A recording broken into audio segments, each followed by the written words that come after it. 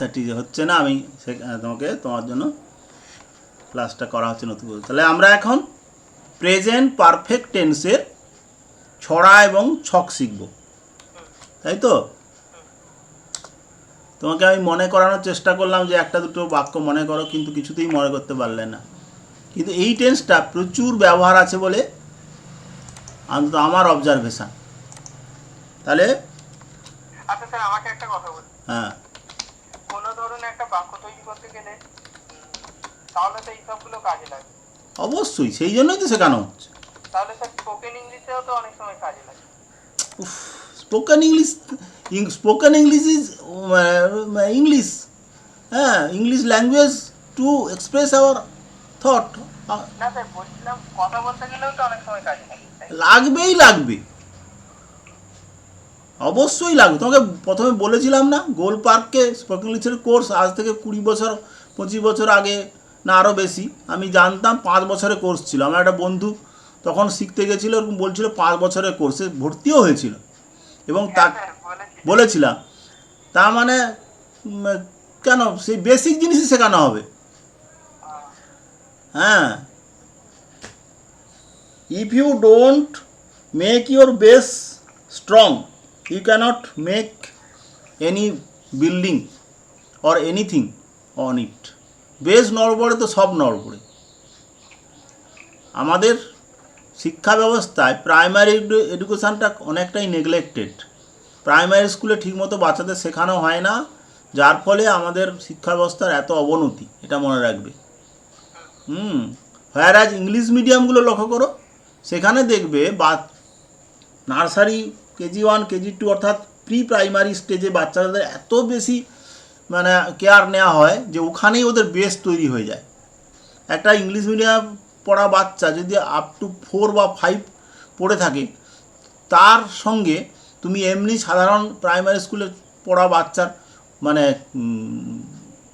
60% 70% তফাৎ দেখতে পাবে।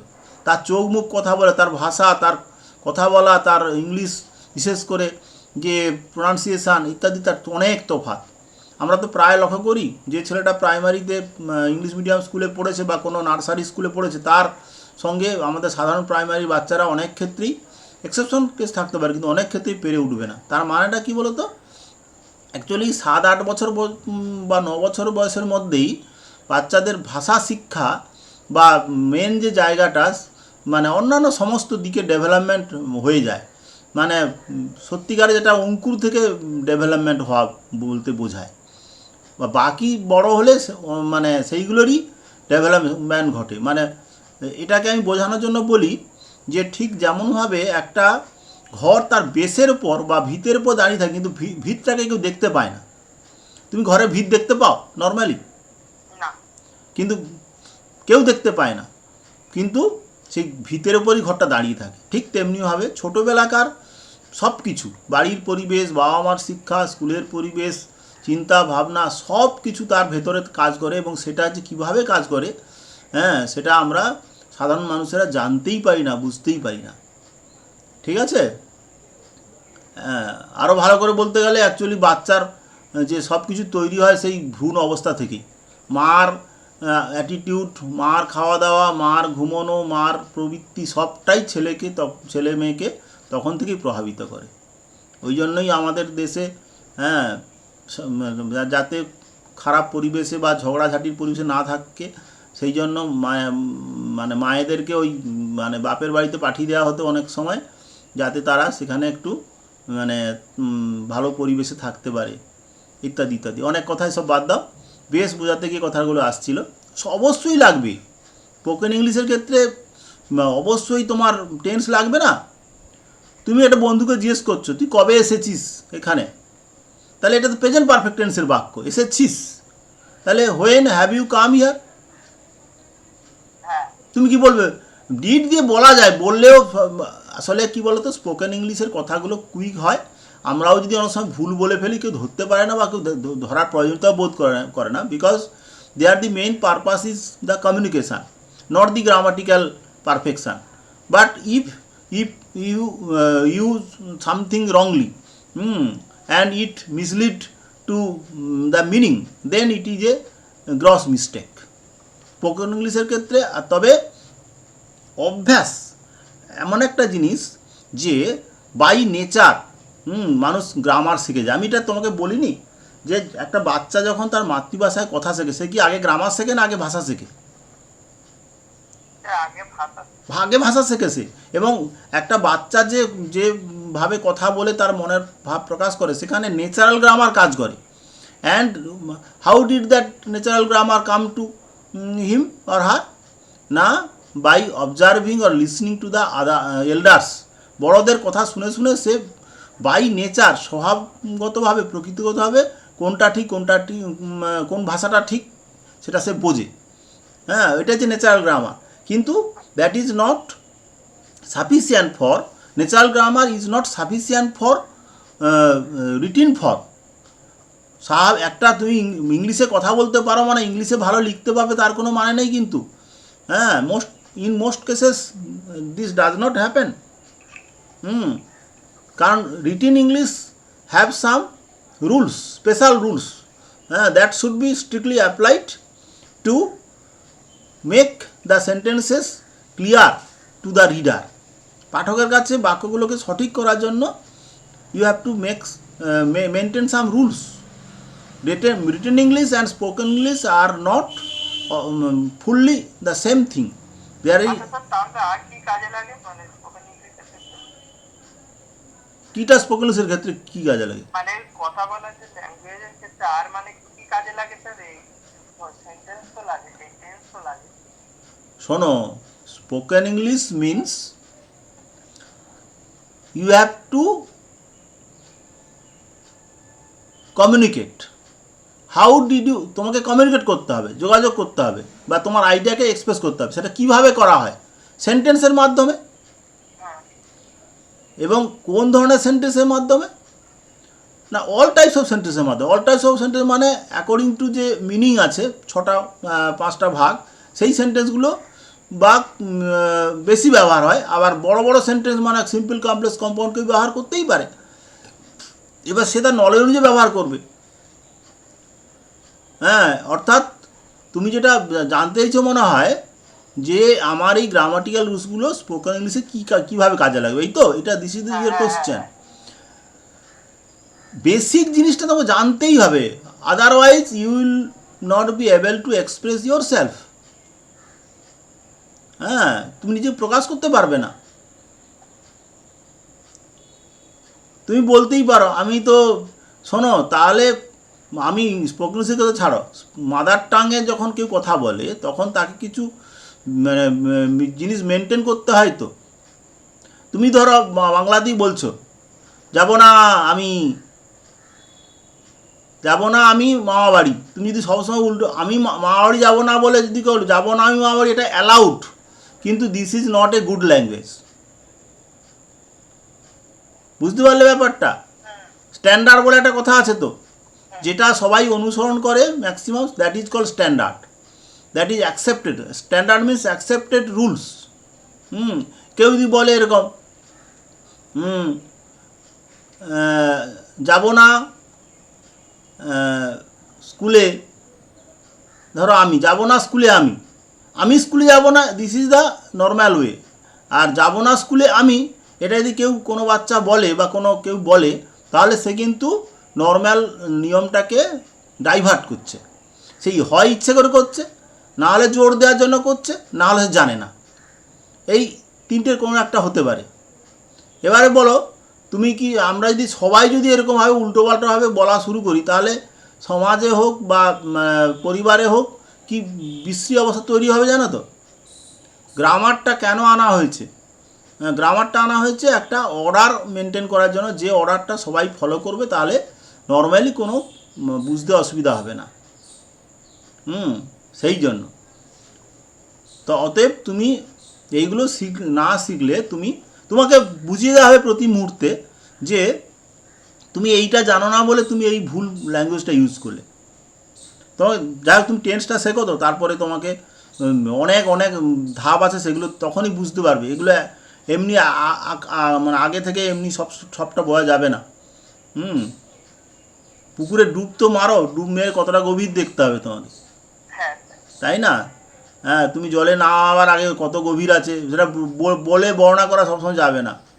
হ্যাঁ, এবারে কেউ যদি হাঁটু জলে নেয় বলে পুকুর মাত্র একটু গভীর, আবার দেখা গেলো আরেকটা পুকুরে নামলে সেখানে বলে না এই কোমর পর্যন্ত, তারপর আরেকটা পুকুরে গভীরে নামলে তাহলে না বুক পর্যন্ত। হ্যাঁ, তা এইভাবে প্রত্যেক সাবজেক্ট, প্রত্যেক ব্রাঞ্চ অফ নলেজের একটা স্টেজ থাকে। সেই স্টেজে যেতে যেতে যখন এমন একটা স্টেজে পৌঁছে যায় মানুষ, তখন তোমার কাছে সবটাই পরিষ্কার হয়। মানে তুমি যতক্ষণ, আমি উদাহরণ দিয়ে বলছি বোঝানোর জন্য, তুমি যতক্ষণ জলের উপরে মাথা বা চোখ আছে ততক্ষণ ভাবছো কি যে পুকুরটা বুঝিয়েই, কিন্তু এমন যদি পুকুর থাকে সেটা যদি সমুদ্রের মতো পুকুর হয় তাহলে সে পুকুরের কোনো অতলা মানে তল খুঁজে পাবে না। হ্যাঁ, তখন ডুবে গিয়ে মনে হবে আরে বাবা, হ্যাঁ পুকুর তাহলে এত বড় হতে পারে, সমুদ্ররূপী পুকুর যদি ধরি আমি তাহলে তার কোনো তল নেই। তাহলে জ্ঞানের প্রত্যেকটা ব্রাঞ্চের ক্ষেত্রে হ্যাঁ আমরা মনে করি তল আছে, কিন্তু অ্যাকচুয়ালি তা নয়। মানে তবে যেটুকু তোমার জানার দরকার সেটুকু জানো, একটা সময় তুমি নিজেই বুঝতে পারবে তখন যে কোথা থেকে কী হচ্ছে না হচ্ছে। ঠিক আছে, হ্যাঁ আর কথা নয়। আমাদের বিষয় ছিল প্রেজেন্ট পারফেক্ট টেন্স। তাহলে প্রেজেন্ট পারফেক্ট টেন্সে বাক্য বলতে বলেছি, তুমি বলতে পারোনি, আমি দু একটা বাক্য বলছি শোনো, বাংলাতেই বলছি, তারপর ইংলিশে আমরা করব। প্রেজেন্ট পারফেক্ট টেন্স অর্থাৎ এমন এক ধরনের বাক্য যেখানে বর্তমানকালে কথা থাকবে অথচ কিছুটা কাজ হয়ে গেছে বোঝাবে। বুঝতে পেরেছ? তুমি একটা গ্লাস ধরো ভেঙে ফেলেছো, তুমি কি বলবে যে আমি গ্লাসটা ভেঙেছি, অর্থাৎ বর্তমানকালেই তোমার চোখের সামনে একটা ভাঙা গ্লাস পড়ে আছে, তুমি মাকে বলছো মা আমি গ্লাসটা ভেঙেছি। হ্যাঁ, তুমি যদি বলো আমি গ্লাসটা ভেঙেছিলাম, কথাটা দিয়ে মা বুঝে যাবে, কিন্তু that is wrong language according to standard or accepted grammar. তুমি সঙ্গে সঙ্গে মাত্র ভেঙেছো, ভেঙে মাকে বলছো মা আমি দেখো গ্লাসটা ভেঙে ফেলেছি, তোমার হাতের ধরো ভাঙা গ্লাসের এটা আছে, এমন হতে পারে, কি মাটিতে পড়ে কি মেঝেতে পড়ে ভেঙে পড়ে আছে। তাহলে এই যে অবস্থাটা, যে কোনো কাজ সবেমাত্র হয়েছে তার ফল বর্তমান আছে, এরকম কাজ বোঝাতে গেলে আমরা সাধারণত প্রেজেন্ট পারফেক্ট টেন্স ব্যবহার করে থাকি সাধারণত। ঠিক আছে, এক্সেপশনাল অন্য আছে। এই টেন্সটা খুব ইম্পর্ট্যান্ট, অথচ এটা স্টুডেন্টরা খুব ভুলে যায়। আমি কিন্তু ছোটোবেলা থেকে মনে রেখেছি এইভাবে, তোমরাও এইভাবে মনে রাখার চেষ্টা করবে যে ইয়াছি ইয়াছ, ইয়াছি ইয়াছ, ভেঙেছি, হ্যাঁ ভেঙেছি, খেয়েছি, গিয়েছি, এই বাংলা ক্রিয়াপদের সঙ্গে হ্যাভ হ্যাজ অর্থাৎ ছ জ একই বর্গের কথা, কিন্তু ভেঙেছি, আই হ্যাভ ব্রোকেন, সে ভেঙেছে, হি হ্যাজ ব্রোকেন, আমি লিখেছি আই হ্যাভ রিটেন, আমরা লিখেছি উই হ্যাভ রিটেন, তুমি লিখেছো ইউ হ্যাভ রিটেন, তোমরা লিখেছো ইউ হ্যাভ রিটেন, সে লিখেছে, হ্যাঁ হ্যাঁ প্রেজেন্ট টেন্সের 3 নম্বর ভাগ। হ্যাঁ, সে সে সে লিখেছে হি হ্যাজ, এই যে আমি ভুলবে না যদি হ্যাজের সঙ্গে ছ ছ লিখেছি আর ভেঙেছি, দেখো এই কথাগুলোর সঙ্গে জ হ্যাজ হ্যাজ হ্যাজ কথাটার জ যে সাউন্ড, এটা একটা মিল করে রাখবে, তাহলে ভুলবে না তুমি। ইয়াছি আছো মানেই জানবে হ্যাভ হ্যাজ ব্যবহার হবে নর্মালি। সে ভেঙেছে, হি হ্যাজ ব্রোকেন। তাহলে এই টেন্সটা কখন ব্যবহার হয়? আমি আগের দিনে বলেছিলাম টেন্স শেখা মানে কখন টেন্সটা ব্যবহার হয় না, কোনো কাজ সবেমাত্র হয়েছে যার ফল এখনও বর্তমান আছে, এইরূপ বোঝাতে গেলে প্রেজেন্ট পারফেক্ট টেন্স ব্যবহার হয়। ঠিক আছে, আর সেকেন্ডলি হচ্ছে এই টেন্সের ছক কি না, subject plus have has plus ভার্বের থার্ড ফর্ম। মন দিয়ে শোনো, এখন লিখতে হবে না।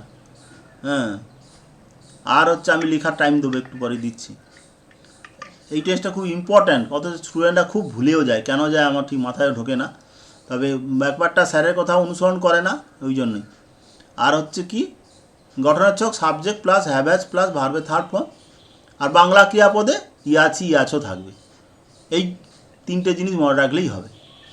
ঠিক আছে, লেখো প্রেজেন্ট টেন্সের প্রেজেন্ট পারফেক্টের বাংলাটা লিখে নাও। প্রেজেন্ট টেন্সের বাংলা হচ্ছে পুরা ঘটিত বর্তমান কাল। পুরা ঘটিত বর্তমান কাল।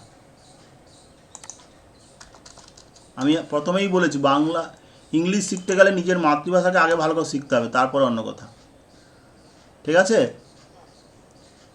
প্রথমে এই টেন্স কখন ব্যবহার হয়?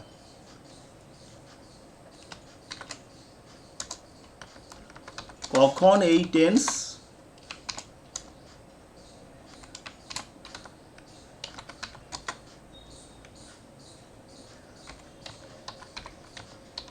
ব্যবহার হয়? কি বলেছিলাম ওই বলো তো একটু দেখি, মনে আছে না কেন দেখব। কখন এই টেন্স ব্যবহার হয়?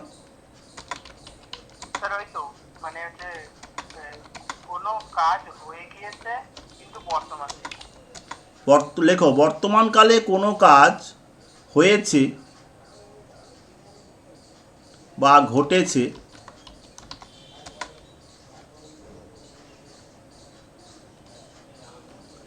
এবং তার ফল বর্তমান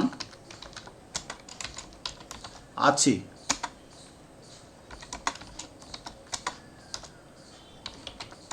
এইরূপ বোঝাতে, এইরূপ কাজ বোঝাতে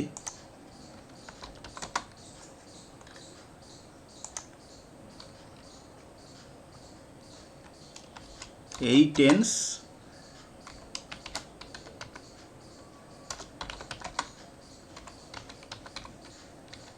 ব্যবহার করা হয়।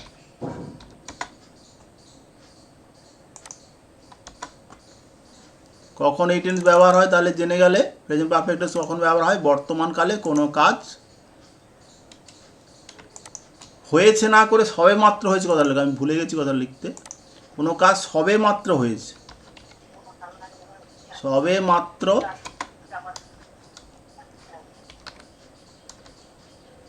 কি বলছেন স্যার? বর্তমানকালে কোনো কাজ সবে মাত্র, এই কথাটা মাত্র কথাটা সবে মাত্র কথাটা যোগ করে দাও, সবে মাত্র হয়েছে, এই মাত্র বা সবে মাত্র। বর্তমানকালে কোনো কাজ সবেমাত্র হয়েছে বা ঘটেছে এবং তার ফল বর্তমান আছে, এইরূপ বোঝাতে বা এইরূপ কাজ বোঝাতে এই টেন্স ব্যবহার করা হয়। হলো?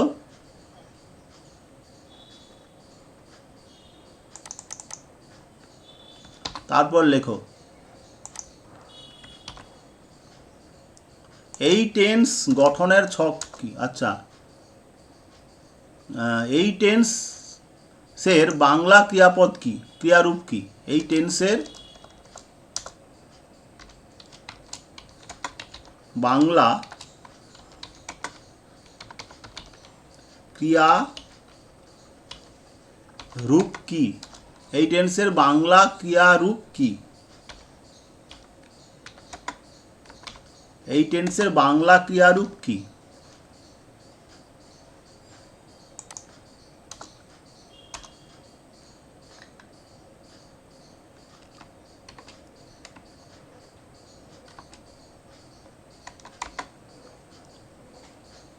হয়েছে?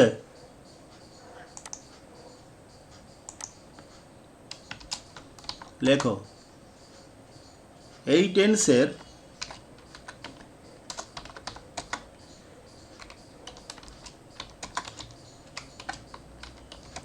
বাংলা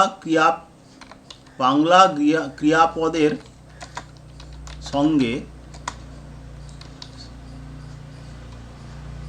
সাধারণত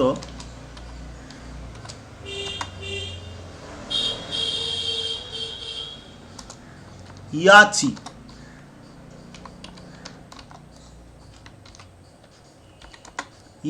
ইয়াছিটা ইনভার্ট করা আমাদের মনে রাখবে। ইয়াছি, ইয়াছ,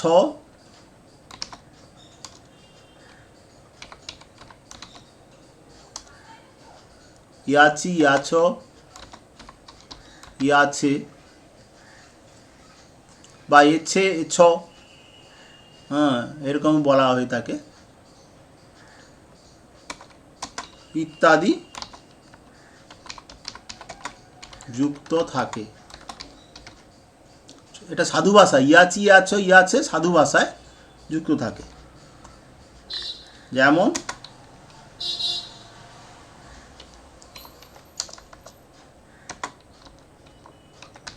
যেমন কি না, খাইয়াছি,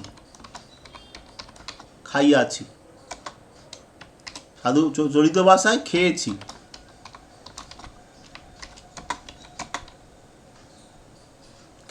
খাইয়াছ চলিত ভাষায় খেয়েছ, তাই তো? শুনছো তো নাকি? এইটা কিন্তু ভুললে হবে না, কোনোভাবেই ভুললে হবে না।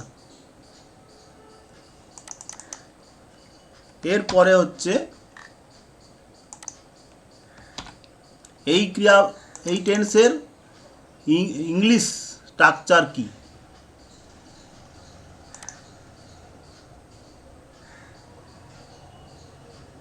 এই টেন্সের ইংরেজি ক্রিয়ারূপ অথবা ইংলিশ ভার্ব ফর্ম কি?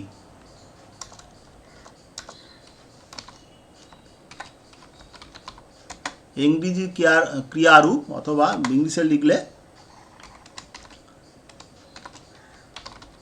ইংলিশ ভার্ব ফর্ম কি? ইংরেজি ক্রিয়ারূপ বা ইংলিশ ভার্ব ফর্ম কি? এটাই হচ্ছে স্ট্রাকচার আমাদের। হ্যাঁ,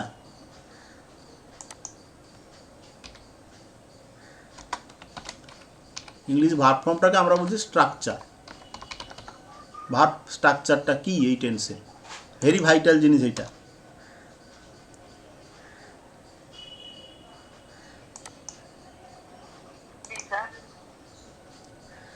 এই যে কটা বাক্য বললো এখান থেকে তোমার এখনো মনে ঢোকেনি এখনো?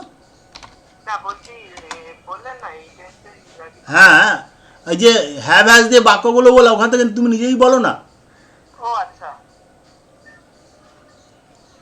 সাবজেক্ট আমাদের টেন্সের ছড়া, যেটা সাবজেক্ট প্লাস টেন্সের ছড়া না ছক, have oblique has, subject plus have oblique has plus না V3 বা ভার্বের থার্ড ফর্ম।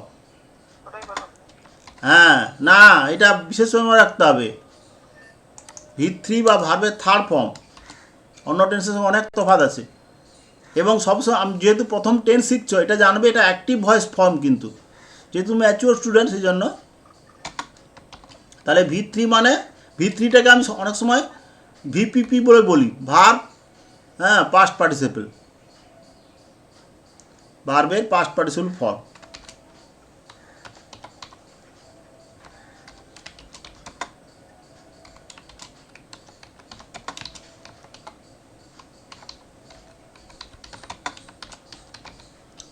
ক্লিয়ার?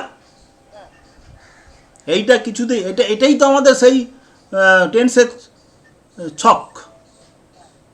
তাহলে আর কিছু এই মুহূর্তে বলা নেই। তবে এই টেন্সের কিছু ওয়ার্ড আছে যেটা প্রায় ব্যবহার হয়, জাস্ট, হ্যাঁ, নাও, জাস্ট ধরো, বা জাস্ট নাও, এই ধরনের কথা প্রায় থাকে এই ধরনের টেন্সগুলোতে বোঝানোর জন্য সবে মাত্র কাজটা হয়েছে। ঠিক আছে, এটাও তুমি লিখে রাখতে পারো। সাধারণত তুমি যখন 7-8-এ পড়েছিলে এরকম ছিল। হ্যাঁ, সাধারণত এই টেন্সে জাস্ট নাও বা অলরেডি এরকম ধরনের কথা ইউজ হয়ে থাকে। আচ্ছা, এবারে তুমি তাহলে টেন্সটা কখন ব্যবহার হয়, বাংলা ক্রিয়াপদের রূপ কেমন এবং ইংলিশ স্ট্রাকচার কেমন হয় সেটা জেনে গেলে।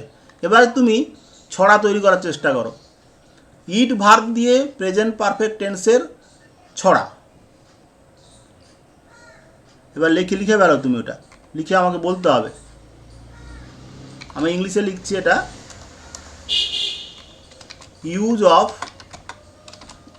ভার্ব ইট, ইএটি,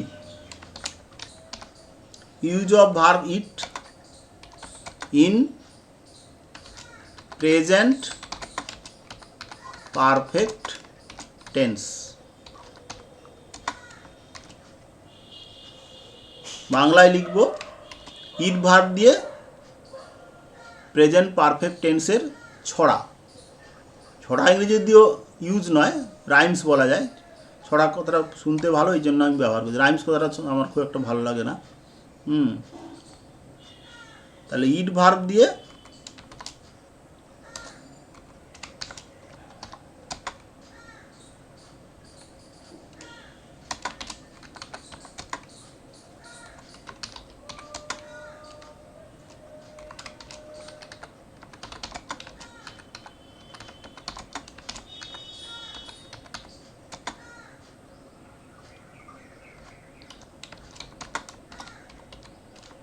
ছড়া আর ছক এই দুটোর কথার মধ্যে মিল আছে বলে আমি কথাটা ইউজ করছি।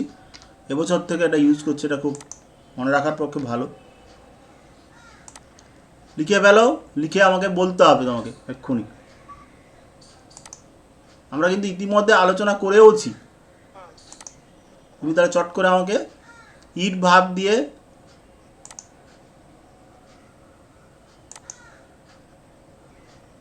ভার্ব দিয়ে প্রেজেন্ট পারফেক্ট টেন্সের ছড়াটা বলে ফেলো।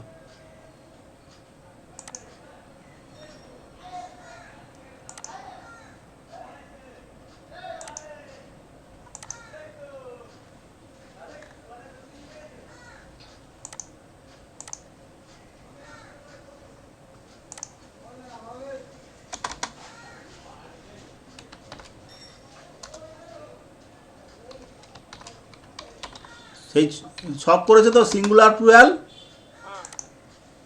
লিখছো?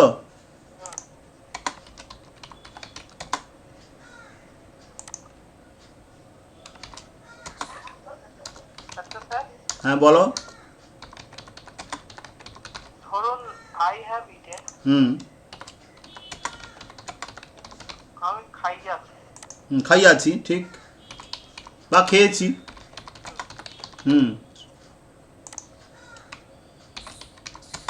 তোমার সমস্যাটা কি হচ্ছে বলো তুমি?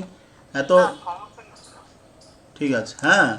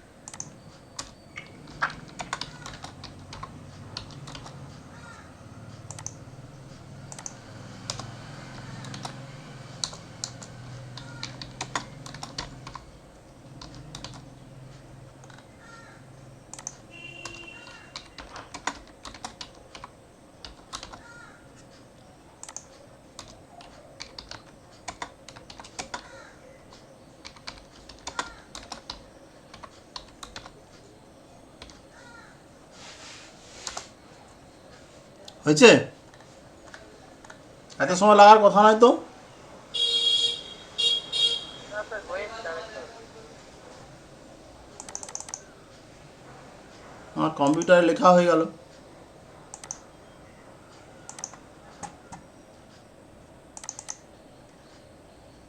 তাহলে স্যার রাম অ্যান্ড সীতার পরে হ্যাভ বসবে না হ্যাভ?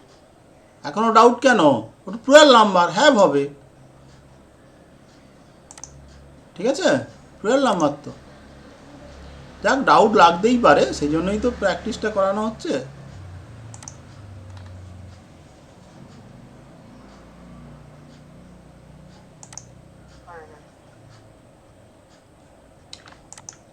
বলবো? শোনার জন্য অপেক্ষা করে আছি। আমি খাইয়াছি, আই হ্যাভ ইটেন। হ্যাঁ। আমরা খাইয়াছি, উই হ্যাভ ইটেন। হুম। তুমি খাইয়াছ, দে হ্যাভ ইটেন। তুমি ইউ তু হ্যাভ ইটেন। হ্যাঁ। তোমরা খাইয়াছ, ইউ হ্যাভ ইটেন। হুম। আর সে খাইয়াছে, she has eaten. He oblique she, good. আর তারা খাইয়াছে, দে হ্যাভ ইটেন। রাম খাইয়াছে, Ram has eaten. Ram and Rita have eaten. Ram ও রীতা খাইয়াছে। দাঁড়াও। ঠিক আছে? আচ্ছা, আরেকবার বলো ইউ থেকে।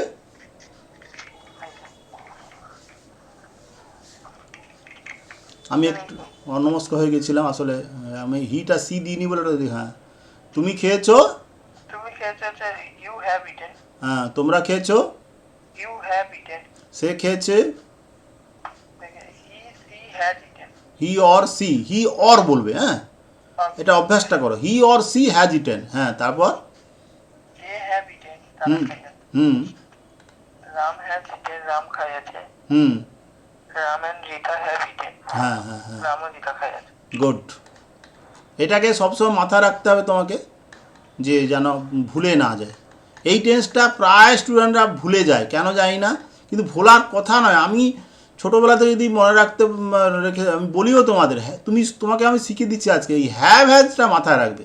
প্রেজেন্ট পারফেক্ট টেন্স মানে হ্যাভ হ্যাজ, আর পাস্ট পারফেক্ট টেন্স মানে হ্যাড। কেন এটা ভুলবে? অন্য টেন্সগুলোর সঙ্গে এটা একটা বিশেষ তফাৎ আছে, কিন্তু আবার গুরুত্বটাও রয়েছে। এটা হচ্ছে আমাদের মনে রাখার খুব ইম্পর্ট্যান্ট জিনিস, যেটা আমরা মনে রাখবই।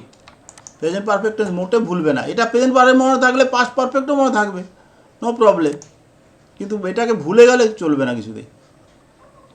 তাহলে আজকে আমাদের ক্লাসের কিন্তু মেজর পার্টটা কিন্তু এই প্রেজেন্ট পারফেক্ট টেন্স নিয়েই হলো। তবে একটু একটু করে টেন্সের এই ছকগুলো বুঝে গেলে দেখবে তোমার কাছে অন্য ব্যাপারগুলো কোনো খুব একটা কঠিন কিছু লাগবে না। কিন্তু অন্য টেন্সগুলো দেখবো অটোমেটিক হলে, নিশ্চয়ই প্রথম দিনের, আজকে এটা থার্ড ক্লাস মনে হচ্ছে টেন্সের পরে, তাই তো নাকি?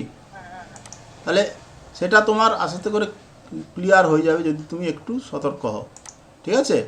তাহলে টেন্স শেখার মেন জিনিস হচ্ছে এই টেন্স কখন ব্যবহার হয়। এই টেন্সের যেহেতু বাঙালি হিসাবে শিখছো, তাহলে বাংলা এই টেন্সের বাংলা ক্রিয়াপদ রূপটা কী হয় এটা একটু আগে জেনে নেবে, তাহলে তোমার পক্ষে সুবিধা হবে। এই টেন্সের বাংলা ক্রিয়াপদের রূপ হচ্ছে, এটা যদি ভুলে যাও দেখবে তুমি অন্যগুলো তুমি ধরতে পারছো না, ঠিক আছে? আর ইংলিশ ক্রিয়াপদের রূপটা কী হবে এটাও তোমাকে, ইংলিশ ক্রিয়াপদের রূপটা তো শিখতে চাইছি অ্যাকচুয়ালি আমরা, তাই না? সেটা করতে গিয়ে আমরা কিন্তু বাংলা ক্রিয়াপদ বা অন্যগুলো আমরা জেনে নিচ্ছি আর কি। বাংলার সাথে না মিল করে তুমি মনে রাখতে পারবে না, সমস্যাটা এই জায়গায়, ঠিক আছে? তাহলে আশা করি এটা তোমার কমপ্লিট হলো। তুমি কয়েকটা বাক্য লেখার চেষ্টা করো, তোমাকে আমি হোম টাস্ক হিসাবে দিচ্ছি প্রেজেন্ট পারফেক্ট টেন্সের অ্যাপ্লাই করে, ঠিক আছে? আজকে ক্লাস এই অবধি থাকবে, তবে বাক্যগুলো তোরা আমি কি একটু সহজ করে বাক্য দিচ্ছি, তাই তোমার ভয়টা না লাগে। লেখো,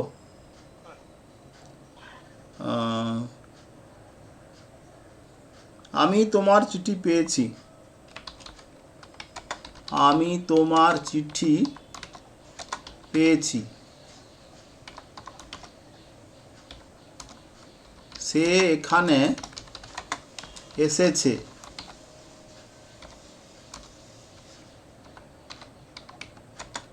তুমি তাকে ডেকেছো। তুমি তাকে ডেকেছো, ঠিক আছে? তারা বাড়ি গিয়েছে।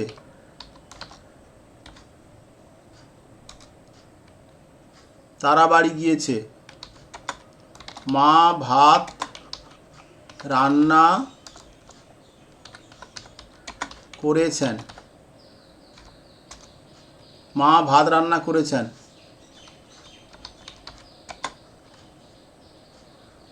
তারা বাজারে বাজার থেকে ফিরেছে। তারা বাজার থেকে ফিরেছে।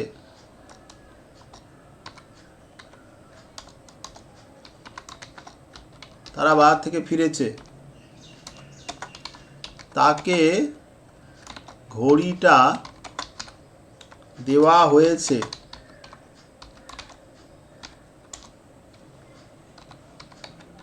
তুমি কি খেয়েছো?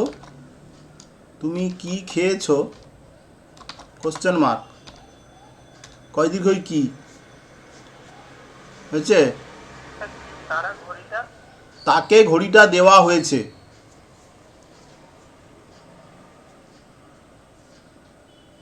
তারপরে তুমি কি অঙ্কটি চলো ওর আগেরটা বলো। ও তুমি কি খেয়েছো? কোশ্চেন, তুমি কি খেয়েছো? কয় দীর্ঘই কি?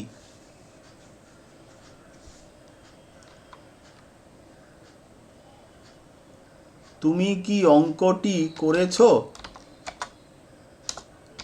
তুমি কি অঙ্কটি করেছো?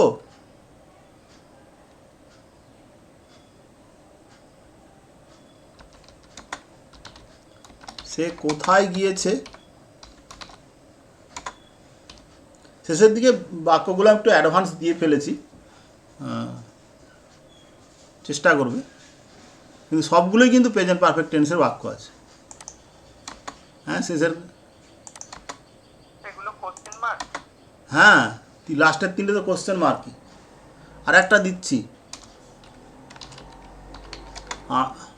আমি ভাত খাইনি। খাইনি মানে হচ্ছে খাইনি, খাইনি মানে হচ্ছে